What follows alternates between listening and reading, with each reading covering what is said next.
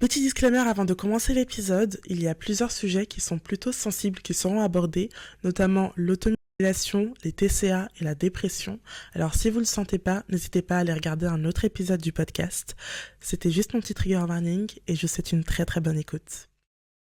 Salut tout le monde, j'espère que vous allez bien. Bienvenue dans le 4e épisode de mon podcast Raconte ta vie. Aujourd'hui j'accueille Tessa. Hey. Pour vous donner un peu le contexte, on s'est connus du coup grâce au podcast. On est aujourd'hui un beau duo de youtubeuses. Et oui. Et ouais, son YouTube c'est Tessa Chico avec un K. N'hésitez pas à vous abonner. Et aujourd'hui le thème de cet épisode est de vivre avec ses émotions. Donc Tessa, avant toute chose, on va poser un peu le contexte. Est-ce que tu pourrais nous parler de ton enfance, de l'environnement dans lequel tu as grandi ? Ok. Donc, je vais un peu tout vous expliquer de A à Z. Donc, j'ai grandi dans le 94 à Ivry-sur-Seine. Je suis fille unique aussi, c'est très important. Et j'étais souvent un peu cloîtrée dans mon appartement. Enfin, je sortais pas beaucoup et puis mes parents, ils m'autorisaient pas trop à sortir. C'était la période un peu collège, primaire, etc.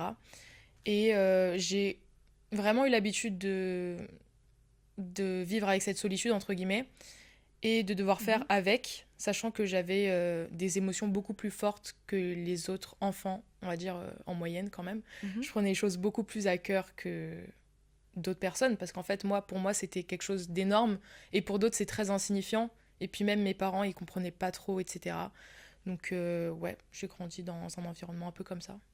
Et à quel moment tu t'es rendu compte que tu vivais les émotions de manière plus intense que les autres ? Je pense que c'est justement en primaire, parce que c'est là où on commence à avoir ces instants de socialisation, tu vois. On parle avec d'autres personnes, on se fait notre groupe d'amis, on a entre guillemets une réputation. Tu sais, on a des étiquettes qui sont attribuées dès l'enfance, par exemple. Moi, j'étais un peu la fille timide, un peu discrète et un peu intello. C'est plus d'actualité d'ailleurs, mais ça l'était avant. Et par exemple, j'avais souvent un duo spécifique. À chaque fois, je me retrouvais dans des duos parce que j'aimais bien m'accrocher à une personne. Et je remarquais que du coup, généralement, je mettais la lumière sur l'autre personne et que parfois, la personne, elle pouvait abuser de moi par rapport à ma gentillesse. Ouais. Et du coup, moi, je prenais vraiment les choses à cœur jusqu'à que j'avais même parfois du mal à m'endormir le soir, tu vois. Ah ouais. Je pouvais en parler à ma mère et lui dire les problèmes quand on est enfant, quoi, quand on est en primaire. Elle était en mode, mais tu te prends trop la tête pour ça. Ça se voit que ta copine, elle va pas autant overthink que toi. Et j'avais pas aussi cette fierté. Je sais qu'il y avait beaucoup d'enfants de mon âge qui avaient ce truc, ouais, moi, je vais plus lui parler. C'est les embrouilles un peu de gamins. Mais moi, je sais que souvent, je revenais vers les gens et je courais un peu derrière, quoi. Ah ouais, donc t'as souvent été victime, j'imagine, de manipulateurs, des trucs comme ça. Oui, je pense qu'en vrai, vu que les gens, ils savaient que j'avais une forte sensibilité, et ils appuyaient dessus ou ils abusaient de ma gentillesse, du coup. Ok, et au jour d'aujourd'hui, comment est-ce que tu vis avec cette anxiété ? Là, aujourd'hui, ça va. Je trouve que ça s'est beaucoup apaisé, ça s'est atténué. Mais c'était vraiment intense, je pense, en seconde, donc début lycée. Parce que j'ai eu un choc, entre guillemets, je suis devenue directement introvertie. J'avais précisé récemment, enfin tout à l'heure, que j'étais très timide quand j'étais petite et que j'étais réservée, mais j'étais quand même extravertie. J'aimais bien sortir avec mes copines, j'aimais bien quand même faire des trucs avec elles. Sauf que dès que je suis passée au lycée, je me suis renfermée parce que c'était pas un environnement que j'aimais. J'aimais pas du tout ce lycée-là. J'ai commencé vraiment à me renfermer sur moi-même, à avoir une seule amie, je me rappelle, dans ma classe. Et j'osais parler à personne. En fait, je pensais que tout le monde me jugeait. Et c'était que dans ma tête. Vraiment, j'avais ce truc-là de... en fait, il y a une caméra qui me suit tout le temps. Les autres, ils doivent me juger. Peu importe où je vais, dans les couloirs ou quoi, les regards, ils sont scrutés sur moi. Et c'était même aussi dans la vie extérieure, par exemple. Quand je prenais les transports en commun, je n'osais pas mettre le stop sur le bus. Parce que s'il y avait une personne à côté de moi, parce que je voulais pas la déranger. En fait, je vivais par peur d'être vue et de prendre trop de place. Du coup, je faisais le moins de bruit possible. Même des trucs trop genre basiques, mais se moucher en public, je pouvais pas. En fait, je pouvais pas prendre de place, tout simplement. Et aujourd'hui, parce que là, tout à l'heure, tu me parlais plutôt au lycée ou sur ces temps-là. Aujourd'hui, comment est-ce que tu vis l'anxiété ? Comment elle se manifeste dans ton quotidien ? Je dirais que c'est plus quand il faut prendre la parole aussi. Et quand je suis avec des personnes que je connais pas, via les groupes d'amis, etc. Parce que, comme je te l'ai déjà dit, je traînais souvent avec une personne spécifiquement, où j'étais plus dans des groupes de 2 à 3. Et dès que ça devient un peu grand, on va dire, déjà pour moi, 5 c'est énorme. Et ben en fait, j'ai l'impression que je suis réduite et je peux pas exprimer ma personnalité comme je pourrais le faire avec un nombre de personnes réduites. Je sais pas si c'est très clair, mais Ça l'est. mais voilà. Et du coup, j'ai cette anxiété qui me vient parce que j'ai la peur d'être jugée. Souvent, Mhm. d'ailleurs, l'anxiété, c'est un peu basé sur ça. C'est le stress un peu de s'affirmer et d'être totalement soi. Donc, ça se manifeste plutôt quand il y a beaucoup de personnes, du coup, que je connais pas, ou même pour prendre la parole, mais c'était plus avant quand même. Et là, je pense que même là-dessus, il y aura énormément de personnes qui vont se reconnaître. Parce qu'en vrai, même moi, d'une certaine manière, I feel un peu, tu vois. Je ressens un Ouais. peu ce que tu dis. Mm. Est-ce que tu pourrais maintenant nous dire quelles ont été les étapes où tu t'es sentie le plus en difficulté, surtout sur le plan mental? Bah déjà, je pense que c'était vraiment toute la période du lycée, que ce soit Mhm. la seconde, la première, la terminale. De A à Z, je l'ai mal vécu. Bah, je dirais que la seconde, c'était vraiment concentré sur l'anxiété sociale. Mhm. Ça s'est vraiment calmé début première parce que je m'étais dit, oui, il faut pas mettre des étiquettes aux gens. Il n'y a pas de populaire, il n'y a pas d'intello, il n'y a pas de tout ça. On est au lycée, je pense que c'est fini, c'était plus au collège.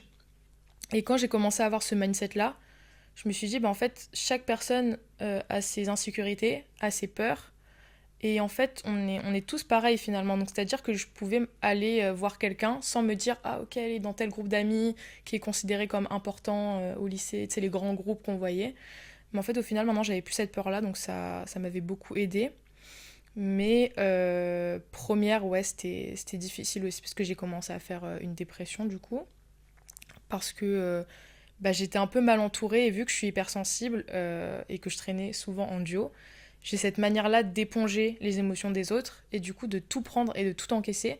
Parce que comme je t'ai dit, souvent les personnes, elles abusent un peu de moi, de ma gentillesse. Et ça m'a vraiment bouffé toute mon énergie. Surtout que aussi j'avais spémat parce qu'on m'a forcé à la faire. Enfin mes parents, ils m'avaient forcé à faire ça. Ce qui faisait que, en fait, sur un point de vue amitié, je me sentais pas bien parce qu'on abusait de moi. Je me sentais pas intelligente parce que je flopais de fou en maths. Enfin, vraiment, ma moyenne, Mhm. elle faisait que ça.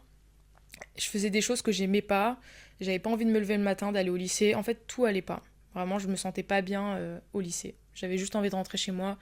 Et même chez moi, en vrai, c'était pas ouf parce que mes parents, ils me comprenaient pas. Ils comprenaient pas pourquoi j'étais aussi vidée en rentrant. Pourquoi je parlais pas, pourquoi je m'isolais. Mhm. Surtout que quand je suis triste, je pense qu'il y a peut-être beaucoup de personnes qui vont se reconnaître, mais ça peut jouer sur l'appétit. Moi, pour ma part, je mangeais beaucoup moins. Je sais qu'il y en a qui peuvent beaucoup plus manger quand ils se sentent mal parce que c'est un moyen de se réconforter. Ouais. Mais moi, c'était l'inverse. Ça me donnait vraiment pas envie de manger. Du coup, il y a eu ce truc-là où quand tu manges pas aussi, t'es vidé de ton énergie, t'es moins souriante, t'as des carences, etc. Et je pense qu'après, ça s'est bien vu sur mon physique parce que je parlais plus, j'étais moins Mhm. réceptive et il y a tout ce qui est mutilation, etc. qui est arrivé. Et c'est après que Mhm. j'ai commencé à voir une sophrologue, etc. Toi, en parlant de sophrologue, est-ce que tu pourrais m'en dire un peu plus sur les outils, les pratiques ou les suivis qui t'ont permis de surmonter cette Hmm. période? Perso, la sophrologie, j'avais fait que 2 séances parce que c'était ma mère qui avait vu ça.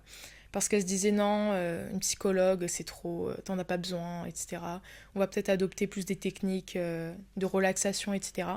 Sauf que moi, en fait, vu que j'étais en dépression, je pense que j'avais plus besoin de stimuli, de choses qui me font genre bouger, vibrer, genre même faire du sport, tu vois. Sauf que là, c'était vraiment, tu t'asseyais dans un fauteuil, la personne, du coup, la sophrologue, te disait imagine une bulle au-dessus de ta tête qui éclate, détends-toi, ferme les yeux. Et en fait, moi, ça m'endormait, ce qui faisait que j'étais encore plus fatiguée en sortant de cette séance et encore plus mal parce que généralement, quand t'es dépressif, tu n'as plus la force de sortir, de faire des choses, t'es bloqué dans ton lit. Et en fait, ça ne m'aidait pas du tout. Cette technique-là ne m'aidait pas du tout.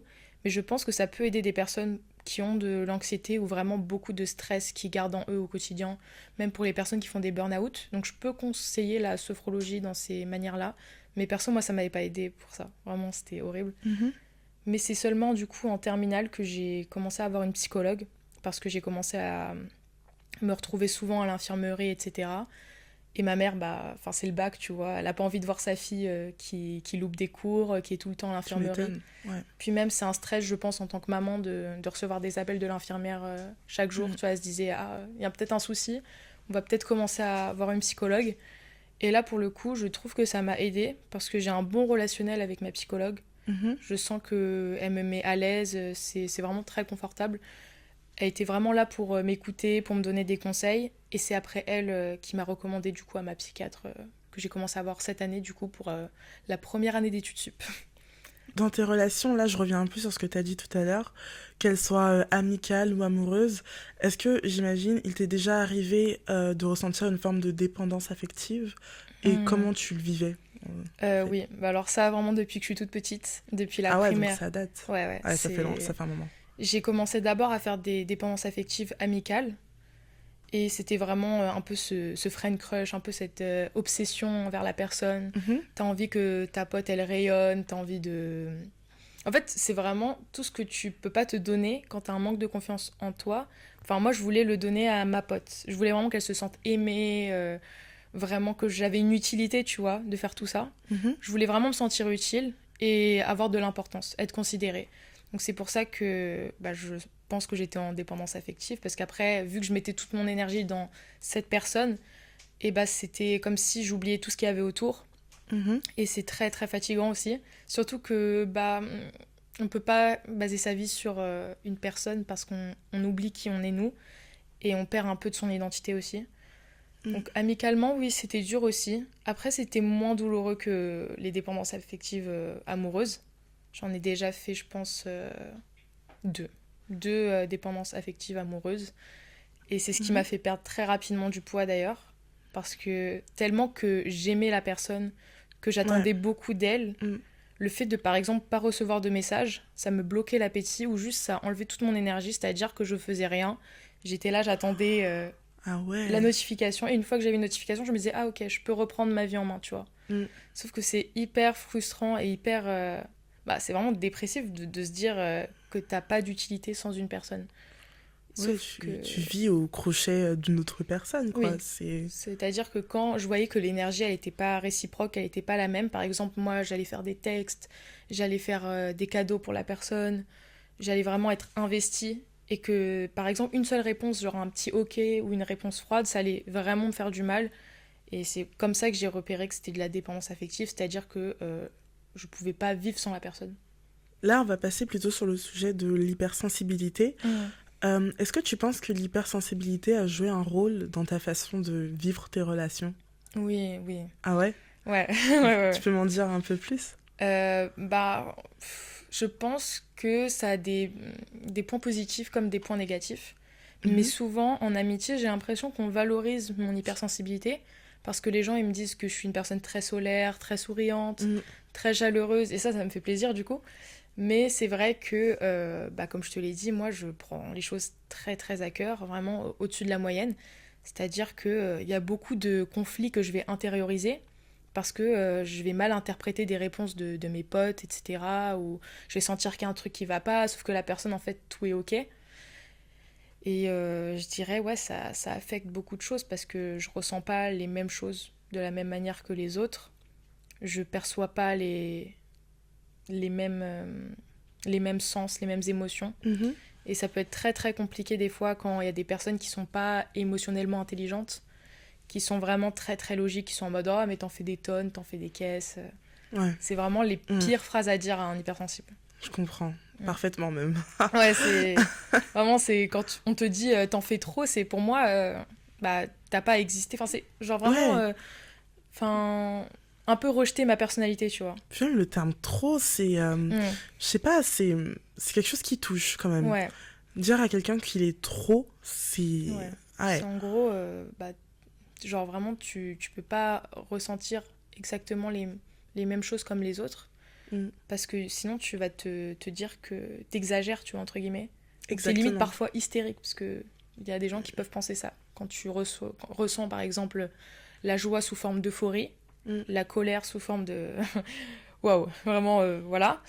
Et la tristesse sous forme de dépression, les gens, ils peuvent penser que t'es pas folle, mais que t'es vraiment trop dans les extrêmes et que c'est Trop pas la intense. normalité. Ouais. exactement. Mm. Alors, on va passer à un autre sujet, si tu veux bien. Du coup, tu nous avais parlé au sujet de ta dépression, si je ne me trompe pas, Mm. d'une grosse perte de poids. Et ensuite, là, c'était plus nous, on en avait parlé entre nous, je me Mm. permets. Tu m'as parlé ensuite d'une prise de poids. Oui. Donc, comment est-ce que tu as vécu cette transformation? Au début, bien. Je Mhm, t'avoue, au début, j'avais envie volontairement de prendre du poids parce que sur les réseaux sociaux, t'as des standards de beauté qui sont imposés. mhm, Et je me disais que j'étais trop skinny, trop plate, que j'avais pas du tout de forme. Et je pense qu'il y a un peu le regard masculin qui joue là-dessus. C'est-à-dire ouais, aussi. que tu as envie de plaire, tu vois, un minimum, même à ton partenaire, de te sentir plus féminine. Et moi, Mhm, pour moi, j'accordais beaucoup la féminité avec, par exemple, c'est basique, hein, mais juste avoir un minimum de poitrine. Par rapport à moi, hein, bien sûr, c'est très joli de ne pas avoir de poitrine. Il y a beaucoup de mannequins qui sont comme ça d'ailleurs. Mais moi, j'avais envie de me sentir vraiment féminine, de pouvoir me dire, ah, genre, ça va plaire à mon partenaire, etc. Et du coup, je me suis un peu forcée à grossir, entre guillemets. Donc, je suis allée à la salle pendant 1 an. Et j'essaie de vraiment agrandir mon estomac. C'est-à-dire que je me faisais allez, 2 assiettes en plus. J'essayais de manger le mhm. soir, de prendre du poids en grignotant. Et au final, ça m'a plu parce que j'avais l'impression d'avoir, entre guillemets, un corps sain. Parce que on me disait souvent que quand j'étais skinny, c'était, enfin, mes parents surtout, que c'était pas beau. Ma famille, ils étaient tout le temps dans le jugement. On m'a même demandé si je me faisais vomir. Tu vois, c'est Mhm. un peu des réflexions très dures à entendre, surtout Ouais, que je c'était pas le comprends. cas. Ouais. Et en fait, j'en avais marre d'être vue comme un peu un corps malade, tu vois, alors que Mm. c'est pas du tout ce que je voulais. Et après, une fois que j'ai réussi à faire ma prise de poids, j'ai dû prendre cette année des médicaments, du coup, des antidépresseurs. Et tellement que ça m'a fait du bien, parce que là, ça va mieux d'ailleurs, et ça a agrandi mon appétit. Parce que avant, quand j'étais triste, je t'avais dit, je Mm. mangeais pas parce que j'étais triste. Mm. Parce que souvent, je pensais trop, j'attendais un tel ou un tel message, une telle situation. Sauf que là, vu que ça a bloqué toutes mes pensées, entre guillemets, parasites, ça faisait que je pouvais penser à d'autres choses, plus à des sorties, de la bouffe, tu vois. Mm. Et du coup, ouais, j'ai mangé beaucoup. Beaucoup cette année et je crois que j'ai pris 15 kilos, voire 20 kilos d'un coup. Ah Ouais. ouais. Et genre, en fait, c'est. En soi, je trouve que ça va, c'est quand même bien réparti. Et j'essaie quand même de continuer à faire du sport parce que c'était ce que ma psychiatre me recommandait. Mm. Elle m'avait dit que c'était pas magique, c'est pas des médicaments magiques comme ça. Tu les prends, t'as plus de dépression. Faut l'associer avec le sport, faire des activités où on est en mouvement. Du coup, j'ai essayé quand même de continuer un peu le sport, mais en fait, quand même. Par exemple, si tu veux perdre du poids, c'est pas que le sport. Il y a aussi l'alimentation qui joue. Mm. Et là, par exemple, j'ai trop mangé, tu vois. Donc, même Mm. en faisant du sport, ça n'a pas suffi. Et c'est vrai que c'est très choquant de voir les chiffres sur la balance Ouais. faire d'un coup. Ouais, C'est... mais quand même, enfin, tu l'as vécu quand même parce que, enfin, comment? Parce que prendre 15 à 20 kilos d'un coup, c'est pas mal. Bah, en vrai, je pense que c'est peut-être vers mars-avril, un truc comme ça. Mhm. J'ai commencé à remarquer que je commençais à avoir, par exemple, un peu de ventre Mhm. ou un visage plus Bouffi, rond, ouais. plus gonflé. Et ouais, ça m'avait un peu choquée parce que j'étais skinny quand même très longtemps au lycée. J'ai fait mes 3 années avec le même poids. Je faisais 56 kilos. Et là, je fais actuellement, attention, vous allez être choqués, je fais 83 kilos. Ah, Ouais, ouh. ouais, c'est quand même Et une du coup, avancée. c'était très choquant Ouais. parce que j'étais en mode quoi, c'est moi? Genre, je me suis toujours vue avec le même poids pendant toutes ces années de lycée. Et là, j'avais l'impression d'être un tank, tu vois, Mhm. de me dire waouh, mais c'est vraiment moi, je fais ce poids-là et tout. Alors bien évidemment, il y a le muscle, il y a la graisse, etc. qui sont répartis comme ça, mais ça m'avait quand même choqué. Et surtout, le problème qui est un peu survenu, c'est que après, t'as du mal à t'habiller, tu te dis ah, ça me va plus, etc. Et t'es un peu en mode ah, ok, je vais devoir prendre un jean, une taille au-dessus, quoi. Mhm. Et ouais, c'est un peu frustrant parce que du coup, j'ai dû faire le processus inverse, c'est-à-dire que là, j'essaye de perdre du poids. Et avant, j'essaie d'en prendre, tu vois. Mm. C'est, c'est un peu. C'est compliqué. C'est un peu compliqué de se dire ah ok je dois faire le processus inverse quoi. J'ai une autre question qui est très intéressante. D'ailleurs, j'adorerais entendre ton avis dessus. Dis-moi. Plus largement, comment tu perçois la pression de la société qui est mise sur le corps des femmes? Oh, en fait Trop mince, trop grosse. Je pense que, ouais, en tant que femme, en fait, beaucoup de personnes se permettent de nous imposer des choses ou de toujours nous faire des réflexions, Mhm. alors qu'ils sont pas à notre place, qu'ils sont pas dans notre corps, qu'ils n'ont pas cette vision-là où, par exemple, à l'époque, les femmes, elles faisaient un maximum d'efforts pour plaire à leur mari, Mhm. être la bonne femme, celle qui est bien vue. Euh, Par exemple, on disait avant, oui, il faut que tu trouves une femme qui fasse bien la cuisine, qui fasse bien les tâches à la maison, qui soit souriante, qui soit gentille. Enfin, on peut pas être parfaite, tu vois. Mhm. Et il y a tellement eu de standards récemment. Genre sur TikTok, par exemple, je me rappelle, il y a encore quelques années, fallait avoir des formes et tout. Maintenant, il y a le skinny talk qui revient. Il y a tellement Ouais. d'autres termes. Et c'est un peu frustrant. Sauf qu'il y a quand même un commentaire qui m'a... Ou c'était une vidéo, je crois, d'une fille, où elle avait dit que en gros, bah, faut pas se forcer à changer parce que les standards changent à chaque fois. Je suis d'accord avec Mieux toi. vaut Ouais. rester soi-même parce que ça se trouve, dans 4 ans, ton corps, il va être à la mode. Mm. Donc pourquoi ressembler à un corps qui va soi-disant être démodé après, tu vois. Et puis dans tous les cas, pourquoi essayer d'être quelqu'un d'autre sous prétexte qu'il y a une trend ou que c'est trendy Mmh, d'être comme ci ou comme ça, c'est tu vois. ça, c'est ça. Mais Mm. c'est tellement, comment dire, on voit tellement des versions parfaites sur les réseaux sociaux de beaucoup de femmes, même beaucoup d'hommes aussi, Parfaite avec des guillemets. avec des Parce que le guillemets, oui, corps bien sûr. parfait n'existe pas. Parce que, entre guillemets, il y a beaucoup de retouches photos généralement sur Instagram parfois. Quand tu Mm. vois des filles en bikini, en fait, finalement, il y a beaucoup de retouches avec. Sauf qu'il y a des personnes qui vont croire en fait que c'est la vérité et ils vont penser du coup que ça c'est une normalité d'avoir un corps comme ça, alors que non, finalement, on peut avoir, je sais pas, un petit bourrelet qui dépasse, ça fait pas de nous Je suis bien d'accord avec toi. une personne moche, quoi. Enfin, À présent, on va passer sur un sujet un tout petit peu plus sensible.